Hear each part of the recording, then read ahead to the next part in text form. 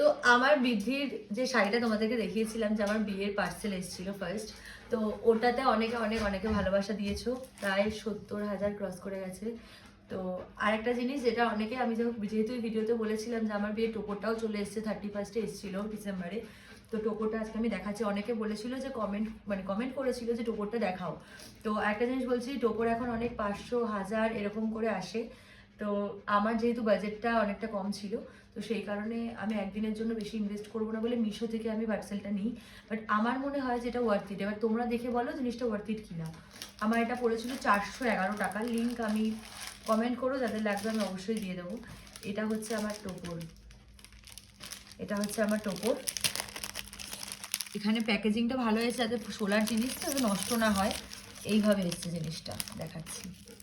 এইটা ভালো এসছে মিঠি, খুব সুন্দর হয়েছে। আমার তো বেশ ভালো লেগেছে জিনিসটা। আমি এইভাবে দেখাচ্ছি, পুরোটা আমি খুলবো না। টোপরটা হচ্ছে ঠিক এরকম। ভালো লাগছে? আমার ভালো লাগছে। খুব সুন্দর নিখুঁত ছোট ছোট কাজ, ভেতরে পার্লের কাজ আছে, একটা স্টোনও এখানে আছে, সামনে তোমার পালক দেওয়া, খুব সুন্দর। আমার তো বেশ ভালো লেগেছে। আর এত এই দামে এত সরু নিখুঁত কাজ আমার মনে হয় না কেউ দেবে। তো আমার যতটা মনে হয় যে একদিনের জন্য তো এরকম নিয়ে নিলেই চলে। এটা 411 টাকা, আমার মনে হলো এটা আমার বাজেটের মধ্যে, তাই আমি নিয়েছি। তো ভালো হয়েছে কিনা সেটা কিন্তু তোমরা কমেন্টে জানিও।